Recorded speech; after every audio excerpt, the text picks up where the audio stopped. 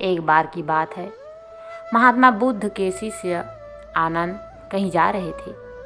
रास्ते में उन्होंने देखा कि एक अधेड़ व्यक्ति एक चट्टान पर बैठा रो रहा है। वे उसके पास गए और बोले, क्या बात है वत्स, तुम कौन हो और क्यों रो रहे हो? आनंद की बात सुनकर उस व्यक्ति की सिसकियां थम गई। वह अपने आंसू पोंछता हुआ बोला, मैं पास के गांव का रहने वाला एक बदनसीब व्यापारी हूँ। मैं जो भी काम करता हूँ वह बिगड़ जाता है। व्यापार के चक्कर में मैंने अपनी पत्नी के गहने गंवा दिए। मैंने अपने परिवार को भी खो दिया, यहाँ तक कि मेरा घर भी गिरवी पड़ा है। मुझे तो लगता है कि मैं किसी काम का नहीं हूँ। मेरी किस्मत ही खराब है।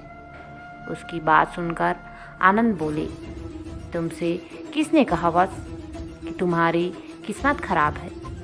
जरा मैं भी तो जानूं कि तुम्हारी किस्मत में क्या खराबी है।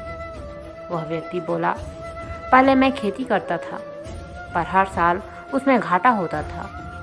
कभी सूखा पड़ जाता तो कभी ज़्यादा बारिश के कारण फसल बर्बाद हो जाती। इससे परेशान होकर मैंने व्यापार करने का निश्चय किया। मैंने पत्नी के गहने बेचकर अपना व्यापार शुरू किया, लेकिन मेरा व्यापार नहीं चला।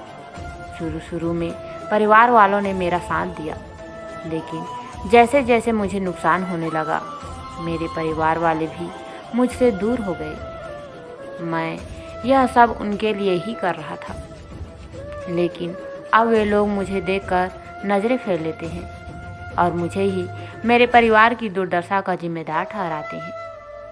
उस व्यक्ति ने एक लंबी सी सांस ली और फिर बोला, मेरा एक मित्र है, उसने भी मेरे साथ अपना व्यापार शुरू किया था। उसका व्यापार अच्छा चल रहा है। वह जब भी मेरे घर आता है तो अपनी सफलता की कहानियाँ सुनाता है।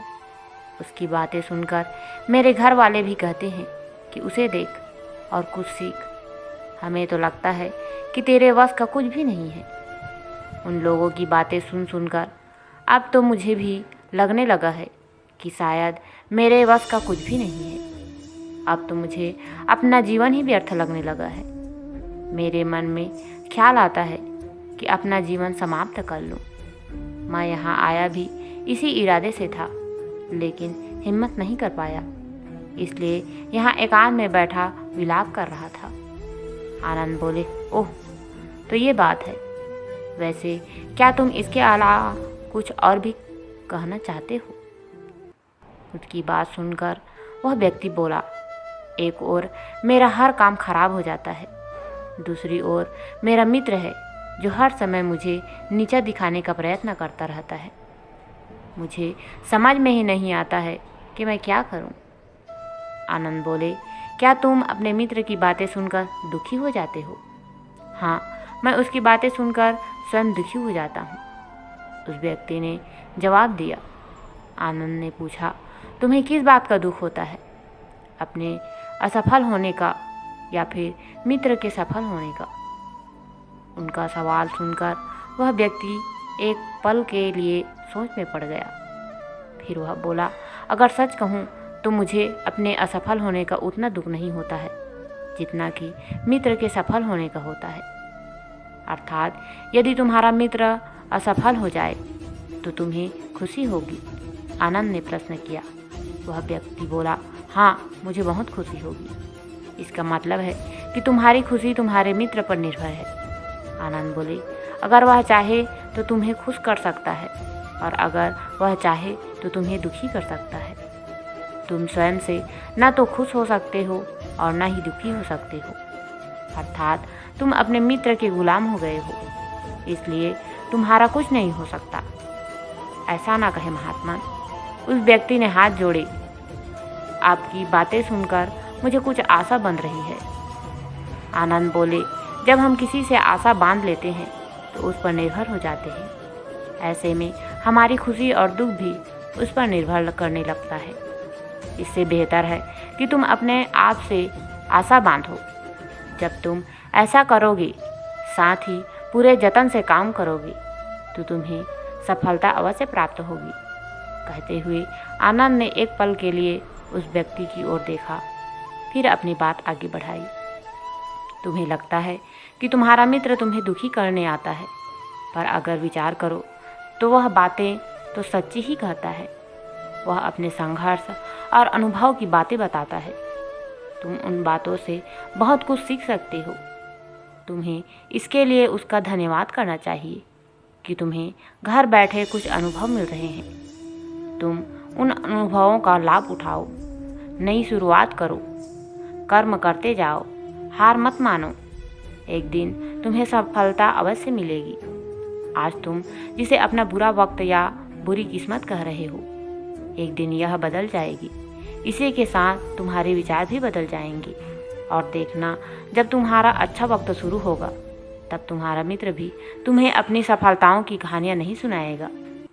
तब वह अपनी असफलताओं की बातें बताएगा ताकि तुम उसकी बातें सुनकर भ्रमित हो जाओ, तुम्हारा आत्मविश्वास हिल जाए और तुम गलत निर्णय ले सको। लेकिन उस समय भी तुम्हें अपनी बुद्धि का प्रयोग करना होगा।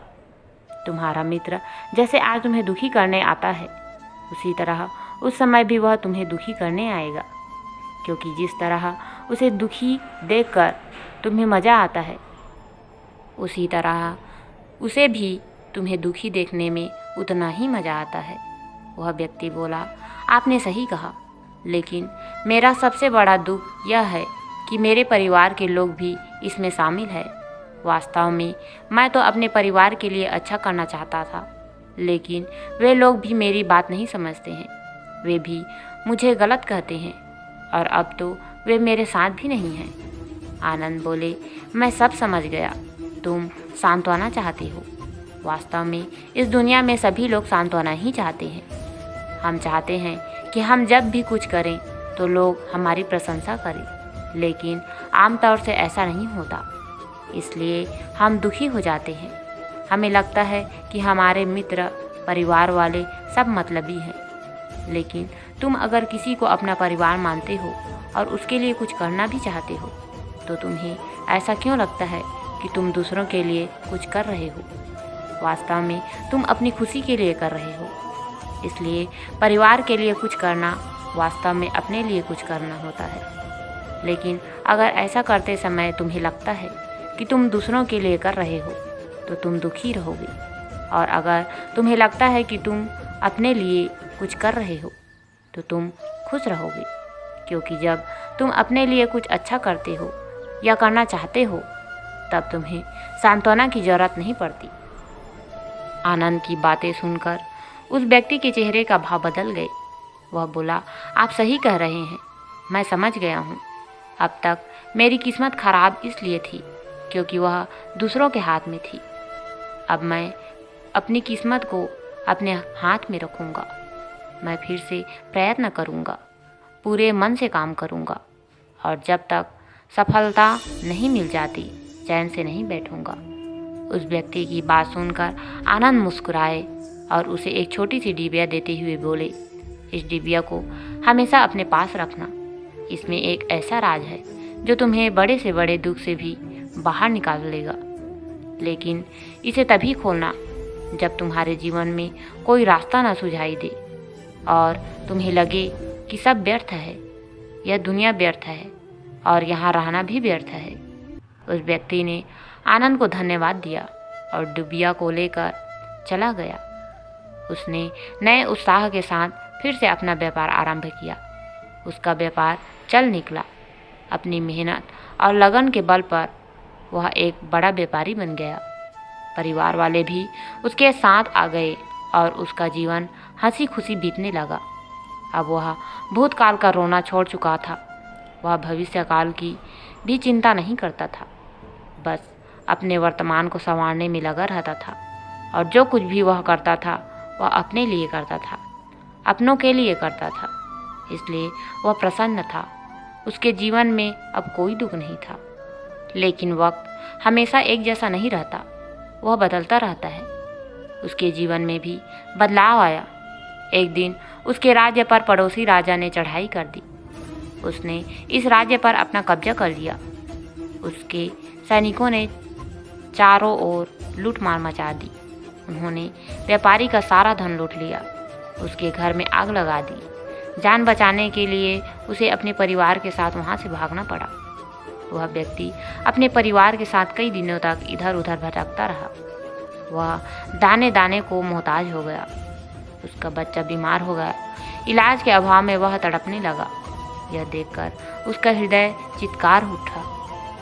वह कैसे अपने बच्चे का इलाज कराए? उसके पास तो खाने के लिए भी पैसे नहीं थे। ऐसे में उसे एक बार फिर निराशा ने घेर लिया। उसे लगने लगा कि उसका जीवन व्यर्थ है, सारी दुनिया व्यर्थ है, किसी भी बात का कोई मतलब नहीं है। भले ही आप जीवन में कितना भी कुछ कर लो, कितना भी सफलता हासिल कर लो, पर अंततः यह जीवन समाप्त ही होता है। तो फिर ऐसे में जीवित रहने का क्या फ़ायदा? इससे तो अच्छा है कि वह अपना जीवन समाप्त कर ले। लेकिन तभी उसके दिमाग में आनंद की दी हुई डिबिया कौंध उठी। उसने उत्सुकता के साथ उसे खोला। डिबिया के भीतर एक पर्ची रखी हुई थी। पर्ची पर कुछ लिखा हुआ था। उसे पढ़कर उसकी आंखों के आगे छाया निराशा का अंधेरा छट गया और वह मुस्कुरा पड़ा।